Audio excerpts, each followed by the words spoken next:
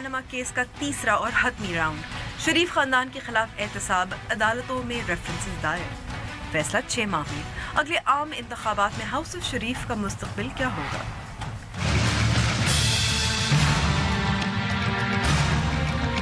Karachi university نے طلبہ record security agencies کو دینے کا فیصلہ نہیں کیا۔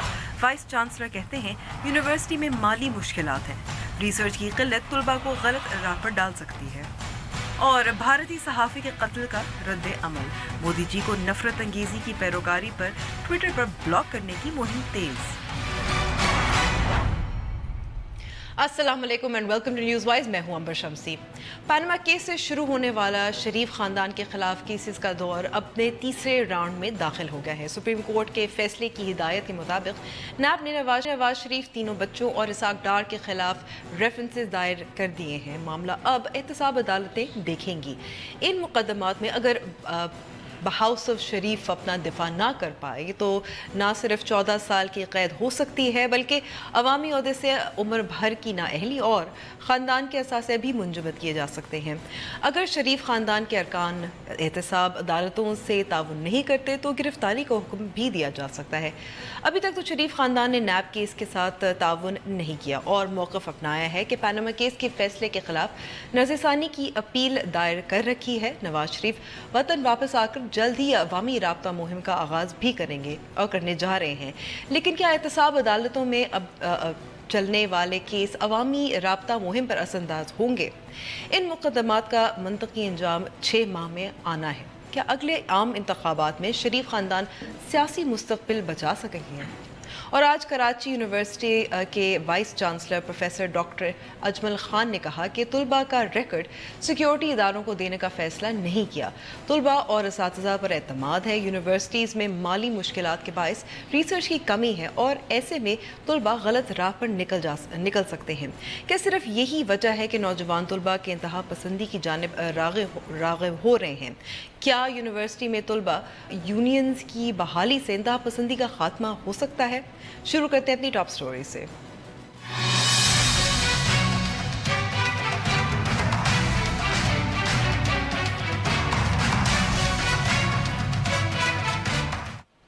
میاں نواز شریف اور ان کے بچوں اور اسحاق ڈار کے خلاف نیب ریفرنسز پہ بات کرنے کے لیے ہمارے ساتھ موجود ہیں پاکستان مسلم لیگ نون کے رہنما مصدق ملک۔ بہت بہت شکریہ مصدق صاحب وقت دینے کا۔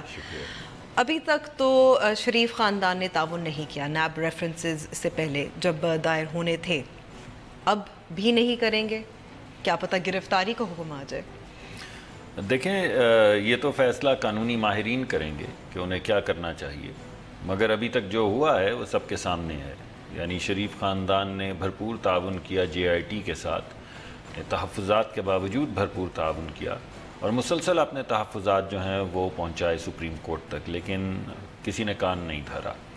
اور ان کی جو تعصب تھا JIT کی فارمیشن کے اندر، یعنی ان کی ٹیم کے اندر، اس کے اوپر سوالات اٹھائے، پھر ان کے طریقہ کار کے اوپر سوالات اٹھائے، پھر ان کی تفتیش کے اوپر سوالات اٹھائے، پھر ان کی جو رپورٹ ہے اس کے اوپر سوالات اٹھائے۔ لیکن کیا اس کا یہ مطلب ہے کہ نیب کی ٹیمز، انویسٹیگیٹنگ آفیسرز، وہ بھی تعصب کا شکار ہے؟ سب تعصب کے شکار؟ دیکھیے، میں تو آپ کے سامنے کچھ نکات پیش کر سکتا ہوں، اس میں کس قدر تعصب ہے اور آپ اس سے کیا نتیجہ اخذ کرتی ہیں یا آپ کے ناظرین کیا کرتے ہیں، یہ میں آپ پہ چھوڑتا ہوں۔ نیب کا ایک قانون ہے، یہ ملک کسی بندر بانٹ میں تو بنا نہیں ہے، یہ ایک باقاعدہ ملک ہے، دیگر ممالک کی طرح یہاں پہ آئین ہے جیسے دیگر ممالک میں ہوتا ہے، اس آئین کی قید میں ایک قانون ہے اور چاہے وہ فقیر ہو چاہے وہ امیر ہو، وہ اس قانون کی زد میں ہے۔ اب نیب کا قانون یہ کہتا ہے کہ اگر آپ نے نیب کے ذریعے کچھ کرنا ہو تو پہلے آپ ایک شکایت موصول کرتے ہیں، اس شکایت کے اوپر آپ کام کرتے ہیں، اگر آپ سمجھیں کہ یہ شکایت ٹھیک ہے تو پھر آپ اس کے اوپر شروع کرتے ہیں، وہ کیا ہوتی ہے، انکوائری۔ نہیں میڈم، انکوائری۔ اس انکوائری کے نتیجے کے اندر ایک انکوائری رپورٹ بنتی ہے، وہ رپورٹ جو ہے وہ جاتی ہے نیب کے چیئرمین کے پاس، وہ دیکھتے ہیں، اس کو جانچتے ہیں اور فیصلہ کرتے ہیں کہ یہ اس انکوائری پہ انویسٹیگیشن ہونی چاہیے یا نہیں۔ پھر وہ انویسٹیگیشن کے عمل میں آتی ہے، انویسٹیگیشن ہوتی ہے، اس کی ایک رپورٹ بنتی ہے، وہ دوبارہ نیب کے چیئرمین کے پاس جاتی ہے، وہ جس کو جانچتے ہیں اور فیصلہ کرتے ہیں کہ اس کو ریفرنس کی شکل کے اندر یا استغاثے کی شکل میں عدالت کے پاس جانا چاہیے یا نہیں۔ اب اسی قانون کے تحت اگر وزیر اعظم کے اوپر مقدمہ چلانا تھا تو جب شکایت آ گئی تھی لیٹس اسیوم کہ جو سپریم کورٹ سے آئی وہ شکایت اگرچہ سپریم کورٹ کو مدعیت نہیں لے سکتی سپریم کورٹ کسی چیز کی. سپریم کورٹ عدالت ہے. سپریم کورٹ جو ہے وہ یعنی کہ آپ کا کہنے کا یہی مطلب ہے کہ کیونکہ یہ پورا پروسیس فلاڈ ہے, اس کی یہ بھی ایک وجہ ہے کہ شریف خاندان اور اسحاق ڈار صاحب کوآپریٹ نہیں کریں گے. دیکھیے میں تو اپنی ذاتی رائے دے سکتا ہوں, کیونکہ قانونی معاملات میں تو میں صرف نکات اٹھا سکتا ہوں, جواب نہیں دے سکتا, کیونکہ اس میں پھر آپ ہو سکتا ہے مجھے قید کروا دیں یہ چلا کے, اور آپ کا پروگرام بھی ہو سکتا ہے بند ہو جائے. تو میں کیونکہ نہیں چاہتا اپنی قید کی, تو خیر مجھے بہت فکر ہے, مگر آپ کے پروگرام کی بھی تھوڑی فکر ہے, اس وجہ سے میں نہیں چاہتا کہ کوئی ایسی بات کروں جس میں آپ کا پروگرام بند ہو سکے. لیکن یہ میں سوالات تو اٹھا سکتا ہوں نا جن کے جواب تو چاہیے کہ اگر یہ قانون ہے تو پھر اس قانون پہ عمل درآمد کیوں نہیں ہو رہا. اگر قانون کا مقصد جو ہوتا ہے وہ انصاف ہوتا ہے تو پھر یہ 6 مہینے کی قید کیوں, اور یہ 6 مہینے الیکشن سے تھوڑی دیر پہلے کیوں ختم ہو رہے ہیں؟ کیونکہ یہ مارچ میں پھر اس پہ فیصلہ آئے گا. ہاں, تو پھر مارچ کے بعد 3 مہینے میں الیکشن ہوں گے. یہ تو بڑا حسن اتفاق ہے. تو میں تو تمام اتفاقات اور تمام حسن اتفاقات آپ کے سامنے پیش کر رہا ہوں. ان کے کو مد نظر رکھتے ہوئے اگر آپ کو لگنا شروع ہو جائے کہ شاید آپ کو انصاف نہ ملے تو پھر آپ کس چیز سے تعاون تو جو ابھی جیسے مریم نواز صاحبہ کا بھی ایک بیان سامنے آیا ہے کہ مہرے ہیں پیچھے, آپ بھی اس سے اتفاق کرتے ہیں؟ میں تو مہروں کے بجائے محرکات کا ذکر کر رہا ہوں, مہرے آپ خود ڈھونڈ لیجئے ان کے پیچھے. اچھا, ایک اور انٹرسٹنگ جو بیان آیا ہے, یہ نیب ریفرنس کا ظاہر چلتا رہے گا, وہ ہے چودھری نثار کا. ایک انٹرویو میں انہوں نے کہا کہ مریم نواز کو بے نظیر بھٹو کے ساتھ کمپیئر نہ کیا جائے, کیونکہ جو بے نظیر بھٹو کی اسٹرگل تھی, جو انہوں نے جیلیں کاٹی وغیرہ وغیرہ, وہ ابھی مریم وہاں تک نہیں پہنچی. ایکسپرٹیز یا ایکسپیرینس نہیں ہے سیاسی میدان میں. دیکھیے سب سے پہلی بات تو یہ ہے کہ بے نظیر کی جو قربانیاں ہیں وہ پورے ملک کو ریکگنائز کرنی چاہیے. پی ایم ایل این ہر قدم پہ ان کے ساتھ متفق نہیں تھی اور اب بھی تاریخی طور پہ متفق نہیں ہے, لیکن جو قربانیاں انہوں نے دی ہیں, اور جس طرح ہم نے کچھ غلطیاں 1990 میں کی, انہوں نے کچھ غلطیاں 1990 میں کی, اور پھر سب نے فیصلہ کیا کہ 90 کی دہائی کو پیچھے چھوڑ دیا جائے اور آگے لے کے جمہوریت کو بڑھا جائے. اور جس طرح انہوں نے جمہوریت کے لیے قربانی دی, ان کے والد نے بھی دی, ان خود بھی نے بھی دی, اس سب کو ریکگنائز کرنا ہم سب کا فرض ہے اور ہم کرتے ہیں. لیکن فرق یہ ہے کہ بے نظیر صاحبہ ماضی ہیں اور مریم صاحبہ مستقبل ہیں. اگر آپ اپنے کندھے کے اوپر سے مڑ کے دیکھنا چاہیں تو آپ کو بے نظیر نظر آئیں گی, اور اگر آپ سامنے دیکھنا چاہیں گی تو آپ کو مریم نظر آئیں گی. حال جو ہے وہ تو ان کے درمیان کا صرف ایک کڑی ہے. یعنی کہ آپ کا کہنا ہے کہ اگر بے نظیر بھٹو نمائندگی کرتی تھی ایک جمہوریت کے لیے اسٹرگل کی, وہ دور گزر گیا, اب اگلے دور میں مریم نواز. میں یہ بھی کہہ رہا ہوں, میں نے یہ بھی کہا کہ وہ قربانیاں انہوں نے دی, اور میں آپ کو یہ بھی کہہ رہا ہوں کہ ایک جد و جہد ہے جو آپ کے سامنے. اس سے پہلے ان کے والد کو جب ملک بدر کیا گیا, انہوں نے اپنی والدہ کے کندھے کے ساتھ کندھا لگا کے, کبھی اس سے پہلے وہ کسی سیاست کے اندر کبھی بھی نہیں آئی تھی. تو جس طرح انہوں نے اپنے والد کا ساتھ دیا, اپنی والدہ کا ساتھ دیا, جمہوریت کے لیے اور آمریت کے خلاف جنگ لڑی, وہ آپ کے سامنے. اب دوبارہ سے وہ اگر باہر نکلتی ہیں اور بار بار کہتی ہیں کہ جو عوام ہیں ان کے ووٹ کی عزت ہونی چاہیے, اور اس ملک کے اندر آئین اور قانون کے مطابق ہمیں چلنا چاہیے, اور جمہوریت کا دورہ رہنا چاہیے, اور نشاندہی کرتی ہیں ان چیزوں کی جن سے جمہوریت کو پر شک اٹھتا ہے, تو میں سمجھتا ہوں ان کی اپنی ایک جد و جہد ہے. مقابلہ کرنے کی ضرورت نہیں ہے, مقابلہ تو تاریخ کرے گی, لیکن پاکستان مسلم لیگ نون کے رہنما بھی کر رہے ہیں. جی وہ تو میں نے بھی وہی بات کی, میں نے بھی آپ سے یہ کہا کہ آپ مقابلہ نہ کریں, انہوں نے بھی یہی کہا, آپ نے سوال بھی یہی مجھ سے پوچھا کہ کوئی مقابلہ ہے. میں نے بولا اگر ماضی دیکھیں تو آپ کو بے نظیر نظر آتی ہیں, مستقبل دیکھیں تو مریم نواز نظر آتی ہیں. اچھا, اگر ہم واپس اس پہ دوبارہ نیب ریفرنسز پہ آ سکتے ہیں کہ حدیبیہ پیپر میلز کا ریفرنس ابھی دائر نہیں ہوا, یہ وجہ کیا ہے؟ ہو سکتا ہے کوئی تلوار لٹکائی ہو کہ اگر یہ نہیں کیا تو حدیبیہ بھی ہو جائے گا, مجھے معلوم نہیں, میں اس پہ کیسے تبصرہ کر سکتا ہوں. انر سرکل اور عدلیہ میں تو نہیں ہوں, آپ ڈالیں گی تو بتا دوں گا. جن نے فیصلہ کرنا ہے, اگر آپ مجھے نیب میں کسی طرح سے نوکری دلوا دیں یا کسی طرح سے جج وج لگوا دیں تو پھر تو میں آپ کو بتا پاؤں گا. تو میں تو دوسری سائٹ پہ ہوں, کیسے آپ کو بتا سکتا ہوں. اچھا, واپس اگر ہم چودھری نثار پہ آئیں, کیونکہ مریم پہ جو تنقید کی اس سے پہلے بھی ایک پریس کانفرنس مجھے یاد ہے پینما فیصلے سے ایک دن پہلے انہوں نے کی تھی, اور اس میں بار بار وہ یہی کہہ رہے تھے کہ جو ینگ ایڈوائزرز ہیں نواز شریف کے, جو ان کو کہنے سے یہ جی ٹی روڈ کی ریلی کی مشورہ دیا جس کے ان کے خلاف تھے، وہ ان کو غلط راستے پر لے کر جا رہے ہیں میاں نواز شریف کو؟ میں تو چودھری صاحب کا بہت احترام کرتا ہوں اور میں سمجھتا ہوں کہ وہ پارٹی کے بہت بڑے لیڈر ہیں اور ان کے بھی بہت سیکریفائسز ہیں. وہ پرائم منسٹر صاحب کے ساتھ ہر دم کھڑے رہے ہیں. ان کا ایک موقف ہے اور اگر وہ سمجھتے ہیں کہ جو لوگ ان کے موقف کے ساتھ الائن نہیں ہیں وہ صحیح راستے پہ نہیں ہیں تو یقینی طور پہ وہ پارٹی کی بہتری چاہتے ہیں اور وزیر اعظم کی بہتری چاہتے ہیں اور اس نقطۂ نظر سے دیکھ کر کہتے ہوں گے، چاہے وہ میرا ذکر کر رہے ہیں یا کسی اور کا ذکر کر رہے ہیں، کیونکہ ان میں کسی کا نام انہوں نے نہیں لیا. تو اور میں خیر تو ینگ نہیں ہوں، اس وجہ سے میں تو بچ گیا. لیکن حقیقت یہ ہے کہ اگر وہ واقعی سمجھتے ہیں کہ وہ لوگ جو ذرا ہارڈ لائن سٹانس لیتے ہیں ان کا سٹانس جو ہے وہ نقصان دہ ہے تو وہ اپنی رائے کا اظہار کرتے ہیں اور میں سمجھتا ہوں ان کو اس رائے کا اظہار کرنے کا حق ہے. اور جمہوریت کے اندر اور پارٹیز کے اندر یہ ڈفرینسز ہونے چاہیے. پارٹیز کو مونولیتھس تو نہیں ہوتی، کوئی ریلیجن تو نہیں ہے کہ اگر آپ نے ایک نے کہہ دیا تو سب نے کہہ دیا. تو اس وجہ سے اگر ان کی تنقید برحق ہے، اگر وہ سمجھتے ہیں کہ کچھ چیزیں جو ہیں ان کے نقطۂ نظر سے وہ مفاد میں نہیں ہے پارٹی کے یا اس سے بہتر ایک راستہ ہے جو چند ینگ لوگوں کو نہیں سمجھ آ رہا تو وہ ضرور تنقید کریں. مگر دوسری طرف سے بھی لوگوں کا ایک نقطۂ نظر ہے اور وہ یہ ہے کہ اگر آپ کو کسی بھی غیر جمہوری عمل کو یا غیر جمہوری حرکت کو روکنا ہے تو آپ کو ڈٹ کے روکنا ہوگا. تو یہ میرے خیال میں تھوڑا سا منزل دونوں کی ایک ہے. دونوں یہ چاہتے ہیں کہ جمہوریت آگے بڑھے، دونوں یہ چاہتے ہیں کہ عوام کے ووٹ کا تقدس جو ہے وہ بحال رہے پاکستان کے اندر. راستے مختلف ہو سکتے ہیں، اس پہ اختلاف ہو سکتا ہے. ڈاکٹر مصدق ملک بہت بہت شکریہ ہمیں وقت دینے کا. اب ہم لے رہے ہیں سی بریک اور بریک کے بعد ہم بات کریں گے. کراچی یونیورسٹی کے وائس چانسلر نے کہا ہے کہ طلباء کے ریکارڈز انٹیلیجنس ایجنسیز کو فراہم نہیں کیے جائیں گے. وجہ جانیں گے بریک کے بعد.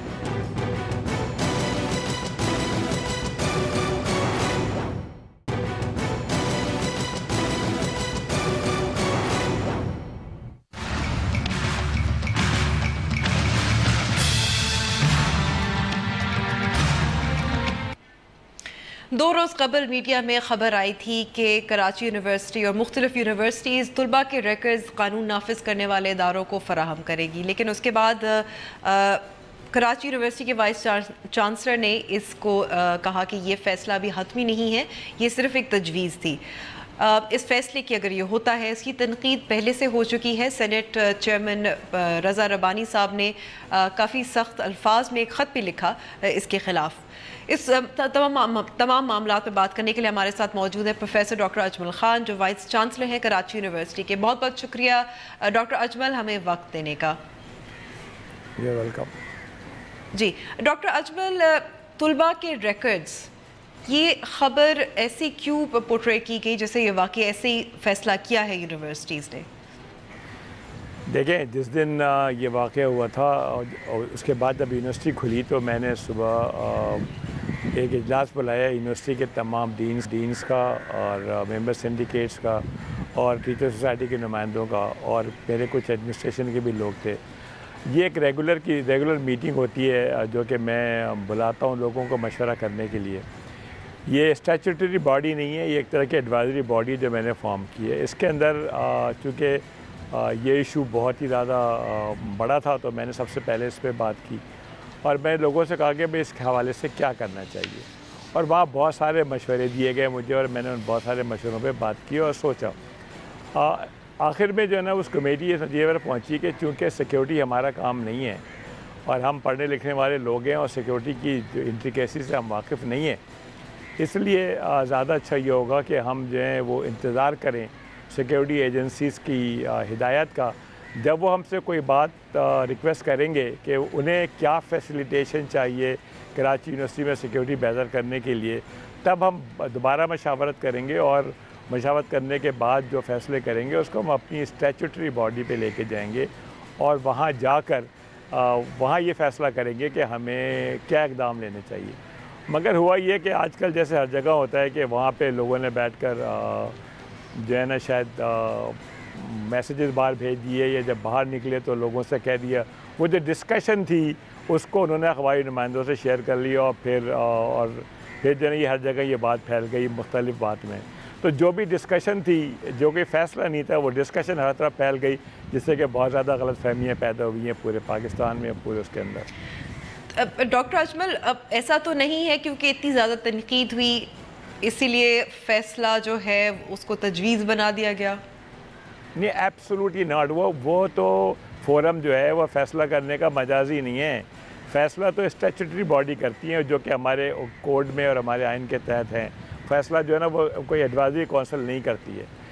तो वो जो वहाँ पे सिर्फ मीटिंग थी, कोई प्रेशर नहीं है मुझ पे। मुझको किसी एजेंसी ने नहीं कहा कि मुझे डॉक्यूमेंट दे दो या रजिस्ट्रेशन करा लो। हम पे कोई प्रेशर नहीं है, ना हमने कोई ऐसा फैसला किया है। ये जो है ये कुछ लोगों ने जो है ना वो ज़्यादा ट्रिगर हैप्पी होके वो खबर रिलीज़ कर दी जो कि वहाँ डिस्कशन का पार्ट थी।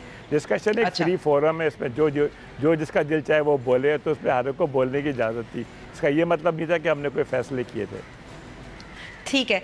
इसके अलावा इससे पहले भी फ़ौज और इंसदाद दहशत गर्दी महकमा जो सिंध का है यूनिवर्सिटीज़ के हेड से मुलाकातें करते रहे हैं शिद्दत पसंदी जो कैंपसेस में होती है उसको इसकी रोकथाम के लिए। तो कोई अभी तक कोई कॉन्क्रीट प्रपोजल लेकिन अभी तक कोई सामने नहीं आया कि क्या किया जाए? देखिए, एक दफ़ा CTD ने मीटिंग बुलाई थी पुलिस हेडक्वार्टर में, जिसमें सिंध की और कराची की यूनिवर्सिटी की जामियात को के वाइस चांसलर्स को बुलाया गया था। मैं भी उस मीटिंग में गया था। उस मीटिंग में जो है वो एक ऐसा सेशन था जिसमें कि CTD ने अपनी बातें हमें बताईं और मुख्तलिफ़ जामियात के वाइस चांसलर ने अपनी बातें बताईं। मीटिंग के बाद मैंने CTD के एक इम्पॉर्टेंट मेंबर से ये कहा कि भाई मैं जामिया कराची से आया हूँ। तो उन्होंने कहा जी आपके मसले तो सबसे बड़े हैं, तो ये और आपकी बड़ी यूनिवर्सिटी है तो मसाइल भी बड़े होंगे, तो हम आपके पास आएंगे और हम आपके साथ मिल के डिस्कस करेंगे और बात आगे बढ़ाएंगे। मैं अभी तक उनका मुंतज़र हूँ। आई होप कि वो जल्दी आ जाएँ और ताकि वो हमें बताएँ कि हमें क्या करना है। अच्छा, आपको क्या लगता है कि गुज़िश्ता कुछ सालों से ऐसे वाक़यात पेश आ रहे हैं जिसमें यूनिवर्सिटी स्टूडेंट्स भी मुलव्विस नज़र आए हैं और ये कहा जा रहा है कि जो एक्सट्रीमिज़म है हमारी जामियात यूनिवर्सिटीज़ में फैलता जा रहा है, बल्कि इसमें सिर्फ तुलबा नहीं, इसमें टीचर्स भी हैं। तो इस पर कोई जामे जो हैं इक़दामात, स्टेप्स, कॉन्क्रीट प्रपोजल्स होने चाहिए? क्या आपकी नज़र में किस तरह से रोका जा सकता है? देखिए, बात सिर्फ कराची यूनिवर्सिटी की नहीं है। कराची यूनिवर्सिटी जो है वो सोसाइटी का पार्ट है। कराची यूनिवर्सिटी एक शहर में एग्जिस्ट करती है, एक सूबे में एग्जिस्ट करती है, एक मुल्क में एग्जिस्ट करती है। जो नॉर्म मुल्क में होगा, जो सूबे में होगा, जो शहर में होगा, कराची यूनिवर्सिटी उन ट्रेंड से अपने आप को बचा नहीं सकती। इसलिए अगर आपने ये काम करना है ना, बात रोज़ाना सुबह शाम बात हो रही होती है टेलीविज़न में कि नैरेटिव नहीं है, एक ही नैरेटिव है, हमें काउंटर नैरेटिव लेके आना चाहिए। कहाँ से आएगा काउंटर नैरेटिव? काउंटर नैरेटिव या तो हम किसी से मांग लें और किसी की हम डिक्टेशन पे अमल करें, या हम खुद अपना बनाएं। अपना ऐसे नहीं बन सकता कि 4 लोग यूनिवर्सिटी में बैठ गए और उन्होंने कोई नैरेटिव डिसाइड कर लिया।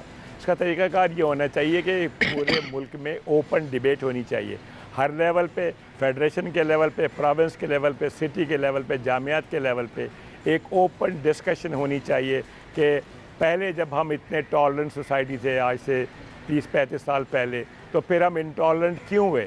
हमारा कौन सा नैरेटिव बदला? हमने पहले क्या करते थे, फिर क्या किया? हम इस स्टेज को क्यों पहुँचे? इनके क्या हाल हैं? हमें अब कहाँ जाना चाहिए? और जब हम ये सारे फैसले मनहसल कौम करेंगे तो उसका इम्पैक्ट यूनिवर्सिटी पर भी आएगा और हर जगह आएगा। देखिए, इक्का दुक्का वाक़या तो लेकिन डॉक्टर साहब यहाँ जो सवाल मैं पूछना चाहूँगी कि जो एकेडमिक्स हैं वो तो इस मामले में लीड कर सकते हैं ना काउंटर नैरेटिव को बनाने में? नहीं, देखें, लीड तो ज़रूर करेंगे, लेकिन जब एकेडमिक्स होते हैं ना उनमें डिफरेंस ऑफ ओपिनियन होती है। दुनिया में हर जगह जो यूनिवर्सिटियाँ हैं वो इंफॉर्मेशन को फ्री फ्लो के लिए इस्तेमाल करते हैं और जब फ्री में डिबेट होती है जिसमें कि कोई कोअर्शन नहीं होती, कोई आदमी ये बात करते हुए नहीं डरता कि कल को इसके कॉन्सिक्वेंसेस होंगे, जब ऐसा माहौल क्रिएट हो जाता है, जो कि मैं उम्मीद करता हूँ कि रद्दुल फसाद जो हमारा ऑपरेशन हो रहा है उसके नतीजे में ये माहौल पैदा होगा। जब ये माहौल पैदा होगा कि लोग कोअर्शन से फ्री होकर डिस्कस और डिबेट करेंगे तो ज़ाहिर है उसमें यूनिवर्सिटियों का रोल कलीदी होगा, इसलिए कि जो इंटेलेक्चुअल फोरम है यूनिवर्सिटी का वो बहुत ज़्यादा अहम है। مگر جو یہ جو ماحول بنانا ہے جس میں ہم بغیر کسی ڈر کے بغیر کسی خوف کے اور جو ہے وہ ڈبیٹ اور ڈسکس کر رہے ہیں، یہ ماحول نہیں بن رہا، نہیں ماحول بننے کی بڑی ساری وجوہات ہیں۔ لیکن ماحول جو ہے یونیورسٹیز میں کیا نہیں ہے؟ اگر آپ کہتے ہیں کہ ہمارے معاشرے میں ماحول نہیں ہے، ہمارے میڈیا میں یہ ماحول نہیں ہے، یونیورسٹیز میں تو ہونا چاہیے، کلاس روم کے اندر ہی ہو چاہے۔ نہیں، اب ایبسلیوٹلی آپ جو کہہ رہی ہیں بالکل صحیح ہے کہ یونیورسٹی میں ہونا چاہیے۔ ابھی کچھ عرصے پہلے ہمارے ایک پروفیسر کا مرڈر ہوا، بلکہ 2 پروفیسرز کا مرڈر ہوا۔ کیوں ہوا اللہ جانتا ہے، مجھے نہیں معلوم، ڈیٹیلز نہیں معلوم مجھے، مگر افواہیں یہ ہیں کہ وہ انہوں نے کچھ باتیں کہہ دی تھی جو کسی کو پسند نہیں آئیں، تو وہ اس لیے ان کا مرڈر ہو گیا۔ میں ایک مثال دے رہا ہوں، ہے نا۔ تو جب صورتحال یہ ہو تو کوئی بھی زبان کھولتے ہوئے ڈرتا ہے اور سوچتا ہے کہ میں اگر کوئی بات کر دوں اور کسی کو پسند نہ آئے تو پھر میرا کیا حال ہوگا۔ اس کوورشن کے جو ہے نا حالات میں جب کہ لوگ اپنی زبان کھولتے ہوئے ڈرتے ہوں، اس میں یونیورسٹی کے پروفیسر جو ہے نا وہ ظاہر ہے وہ علم کے تو شیر ہوتے ہیں مگر ویسے بہت زیادہ بہادر نہیں ہوتے کہ وہ جو ہے نا وہ اس طرح کی باتیں اوپنلی کریں گے کہ جی کہ وہ یہ جو بات ہے نا یہ اوپن ڈسکشن کی ہے۔ جب تک شہر میں اور ملک میں آپریشن رد الفساد پوری طرح کامیاب نہیں ہوتا، اس وقت تک یہ اوپن ڈسکشن کا فورم شروع نہیں ہو سکتا ہے کہ لوگ اتنے خوف زدہ ہیں کہ وہ بات کرنے پہ تیار نہیں ہیں، چاہے وہ یونیورسٹی ہو چاہے وہ کوئی بھی ادارہ ہو۔ لیکن ڈاکٹر اجمل، اب آپریشن رد الفساد جو ہے وہ تو ایک ملٹری یا کارروائیاں ہیں، لیکن جو مائنڈ سیٹ اور سوچ کی بات ہے وہ تو ملٹری سے نہیں آئے گی نا، یا آپریشنز کے ذریعے تو نہیں آئے گی۔ نہیں، میں جو کہہ رہا ہوں شاید آپ مس انٹرپریٹ کریے، میں یہ کہہ رہا ہوں کہ وہ حالات جو کہ کنڈیوسو ہوں مائنڈ سیٹ ڈیولپ کرنے کا یا نیا نیریٹو ڈیولپ کرنے کا یا نیا پیراڈائم ڈیولپ کرنے کا، وہ پیراڈائم انٹرنل ڈسکشن اور ڈیبیٹ سے آئے گی، اور وہ ڈسکشن اور ڈیبیٹ اوپن مائنڈ کے ساتھ تمام فورم پہ ہوگی۔ ابھی اوپن ڈسکشن کرنے پہ کوئی تیار نہیں ہے، ابھی وہ خوف کا عالم ہے۔ یہ خوف صرف آپریشن رد الفساد اور ہماری سول ادارے مل کے جب تک اس خوف کو دور نہیں کرتے، جب تک اس خوف کی وجوہات کو دور نہیں کرتے، اس وقت تک یہ ڈسکس اور ڈیبیٹ کا ماحول نہیں آ سکتا۔ آپ کو لگتا ہے کہ ہمارے جامعات، ہماری یونیورسٹیز کرٹیکل تھنکنگ یا ایسا فورم فراہم کر پا رہے ہیں یا نہیں، اور کیوں نہیں؟ نہیں، دیکھیں کرٹیکل تھنکنگ جو ہے، میں شاید میں اپنے آپ کو بار دہرا رہا ہوں، کرٹیکل تھنکنگ جو ہے وہ جو ہے ایک فری معاشرے میں آتی ہے، ایک ایسے معاشرے میں آتی ہے، ایک ایسے حالات میں آتی ہے جہاں پہ لوگ یہ سمجھتے ہیں کہ وہ اگر اپنی رائے کا اظہار کریں گے تو لوگ اسے ڈس ایگری تو کریں گے مگر اس کے جواب میں ان کی زندگی کو خطرہ نہیں ہوگا۔ تو کرٹیکل تھنکنگ کہاں سے آئے گی؟ جب لوگ ڈسکس اور ڈیبیٹ نہیں کر رہے، لوگ جو ہے نا اوپنلی بات نہیں کر پا رہے، اور صرف اس ڈر سے بات نہیں کر پا رہے کہ ان کا جو دیا ہوا بیان شاید کسی کو ناگوار گزرے اور ان کی زندگی کو خطرہ ہو۔ جب یہ ماحول ہوگا تو پھر کرٹیکل تھنکنگ کہاں سے آئے گی؟ کرٹیکل تھنکنگ نہیں آئے گی۔ آپ کو لگتا ہے کہ اسٹوڈنٹس تو آپ کو لگتا ہے کہ اسٹوڈنٹ یونینز کی بحالی سے کچھ فرق پڑ سکتا ہے؟ اگر جو اسٹوڈنٹس جو ہوں وہ پولیٹیکلی اپنے آپ کو ایکسپریس کر پائیں؟ میرے خیال میں جو ہے نا جس زمانے میں یونین ہوا کرتی تھی جب میں اسٹوڈنٹ تھا، اس سے بہت فرق پڑتا تھا۔ ہم ہر وقت ڈسکس اور ڈیبیٹ کا ماحول ہوتا تھا۔ ہم لوگ جو ہے نا ہمارے کوئی ڈسکشن فورم ہوا کرتے تھے، اس پہ ہم فلسفے پہ بات کرتے تھے، ہسٹری پہ بات کرتے تھے، پولیٹکس پہ بات کرتے تھے دنیا کی۔ ہمارے جو اسٹوڈنٹ تھے وہ سارے کے سارے انہیں معلوم تھا، اگر آپ کسی کو روک کے پوچھ لیں کہ رومانیہ کے آج پولیٹیکل مسئلہ کیا ہے تو وہ اس پہ کوئی نہ کوئی اپنی رائے رکھتا تھا۔ آج آپ اٹھا کے دیکھ لیں، پورے پاکستان میں کسی بھی یونیورسٹی میں چلے جائیں، انہیں یہ نہیں پتہ کہ پاکستان کے بہت سارے جگہ کیا ہو رہا ہے، لیٹ الون کہ دنیا میں کیا ہو رہا ہے۔ یہ سب کیوں ہوا؟ کہ ہم نے اوپن ڈسکشن اور ڈیبیٹ ختم کر دی، ہم نے جو ہے نا وہ ساری بات چیت ختم کر دی۔ اچھا، کیا پھر ہم آرگومنٹ یہ ہوتا ہے کہ جی یونیورسٹی میں جب یونین تھی تو لڑائیاں ہوئی تھیں، لڑائیاں تو بہت بعد میں شروع ہوئیں۔ اگر ہم جو ہے نا وہ لڑائیاں جو ہیں وہ نہیں کرتے ہوتے، اگر لڑائیاں کیوں شروع ہوئیں اس پہ بھی لمبی چوڑی ڈیبیٹ ہے، اور یہ آگے پولیٹیکل مسئلہ میں نہیں بولتا۔ گن یونیورسٹیوں میں آئی جس کی وجہ سے سارے کام ختم ہوئی۔ میں سمجھتا ہوں ریاست پاکستان اتنی مضبوط ہے کہ اگر وہ نہ چاہے تو یونیورسٹی میں کوئی گن نہیں آئے گی۔ اس گن کو روکتے ہوئے کراچی یونیورسٹی میں یونین بحال ہونی چاہیے، یہ میری ذاتی رائے ہے۔ لیکن ظاہر ہے جو سیکیورٹی ادارے جو مجھے जिस बात की हिदायत करेंगे मैं वही करूँगा। जी, बहुत बहुत शुक्रिया हमें वक्त देने का वैसे डॉक्टर अजमल। अब हम ब्रेक पे जा रहे हैं। ब्रेक के बाद हम बात करेंगे बांग्लादेश किस तरह से मुतासर हो रहा है, रोहिंग्या मुसलमान जो पनाह गुज़ीन जो बहुत बड़ी तादाद में वहाँ पहुँच रहे हैं।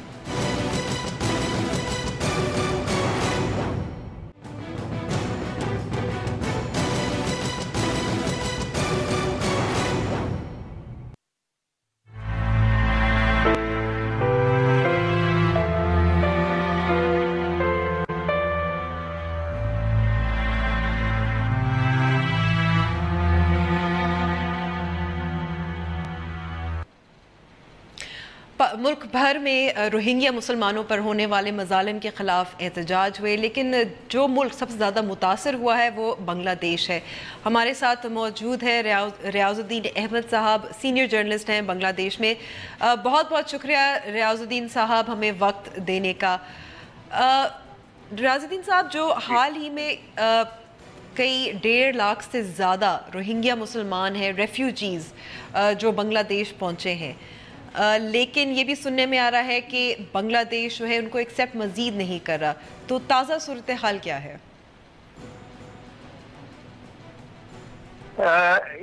The influx of Rohingya refugees is continuing, and until today 270,000 refugees have reached Bangladesh.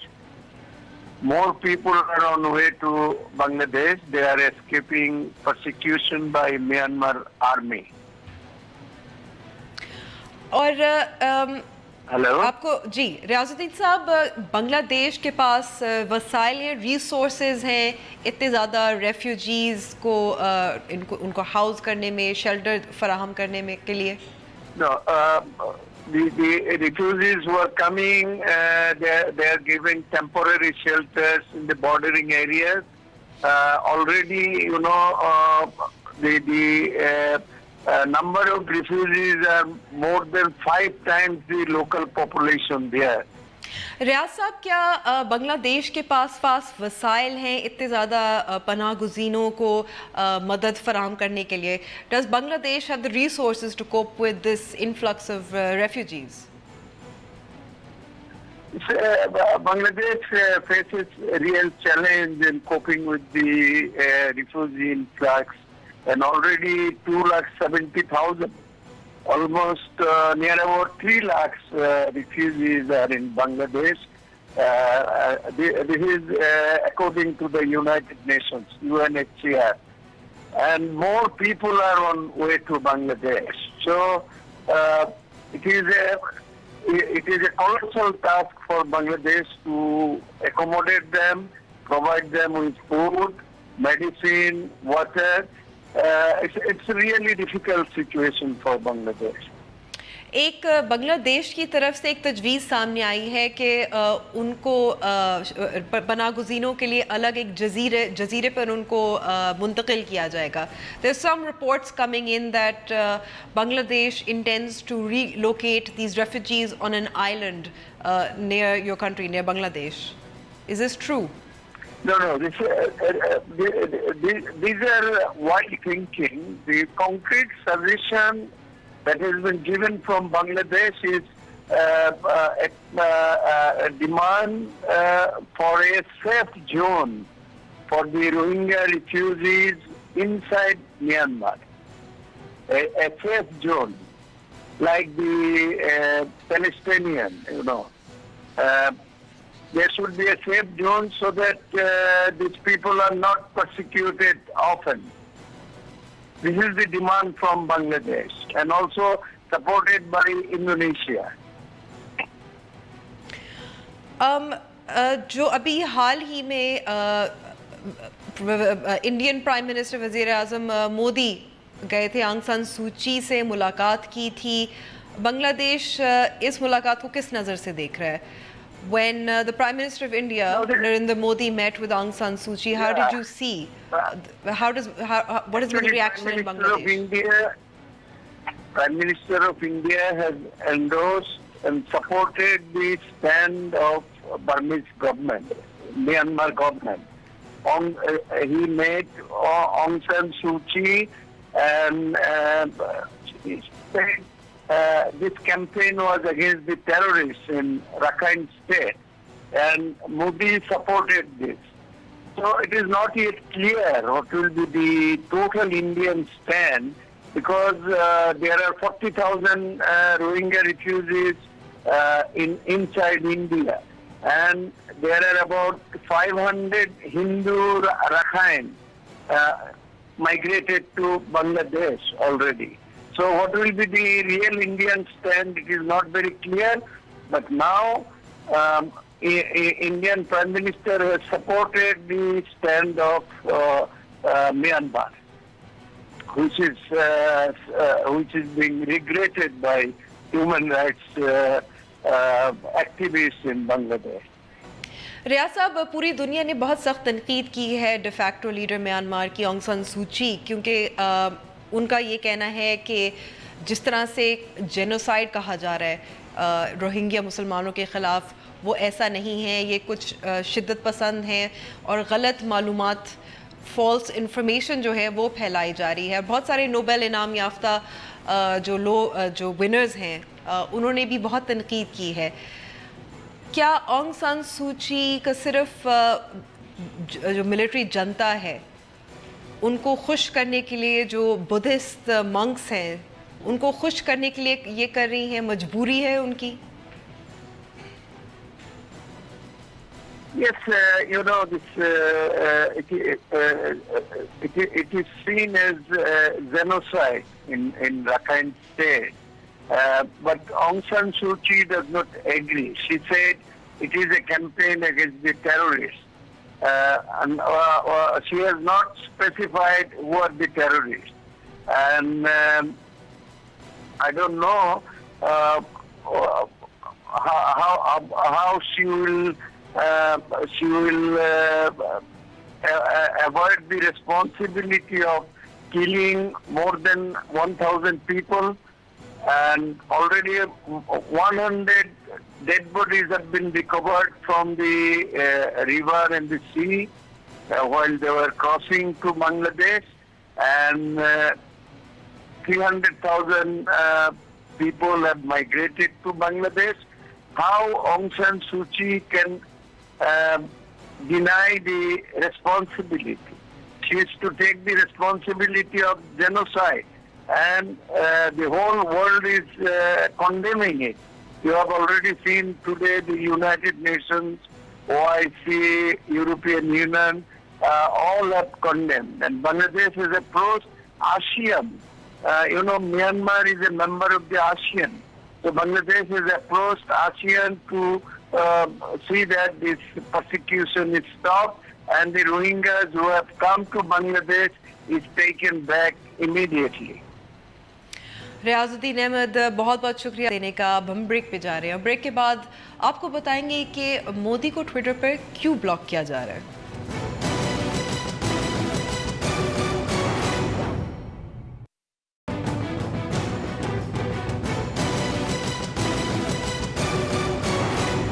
Welcome back to the show.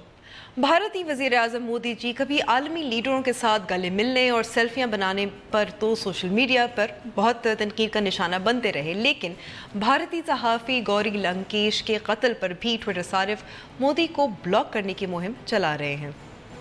भारतीय बेबाक सहाफ़ी गौरी लंकेश के कत्ल पर दुनिया भर से सहाफ़ती आज़ादी पर यकीन रखने वाले जहां एक तरफ मजम्मत कर रहे हैं, तो वहीं बहुत से ऐसे संग दिल मोदी भक्त भी हैं जिन्होंने इस कत्ल पर खुशी का इजहार किया। भारत के वजीर आज़म नरेंद्र मोदी के मुंह से मुजम्मत का एक लफ्ज़ नहीं निकला, जबकि इसके बरअक्स गौरी लंकेश के कत्ल पर ट्विटर पर खुशी का इजहार करने वाले बेशतर लोगों को मोदी जी खुद फॉलो भी करते हैं। इस पर भारत के आज़ाद ख्याल तबके ने इन्हें सोशल मीडिया पर कड़ी तनकीद का निशाना बनाया और कहा कि वजीर आज़म नरेंद्र मोदी का नफरत फैलाने वाले अफराद को फॉलो करना मुल्क में नफरत को फ़रोग़ देने के मुतरादिफ है। नफरत अंगेज़ी फैलाने वाले अफराद और नरेंद्र मोदी की हौसला शिकनी के लिए ट्विटर पर ब्लॉक नरेंद्र मोदी मुहिम का आगाज़ किया गया, जो 24 घंटे तक ट्विटर पर टॉप ट्रेंड रहा। मोदी जी को ब्लॉक करने वाले सार्फिन का कहना था कि इन्हें शर्मिंदगी है कि मोदी जैसा इंसान इनके मुल्क का लीडर है जो नफरत फैलाने वालों को फॉलो करते हैं। कुछ सार्फिन का कहना था कि हमें अपनी तनकीद मोदी तक पहुंचानी चाहिए, मोदी को ब्लॉक करना मसले का हल नहीं।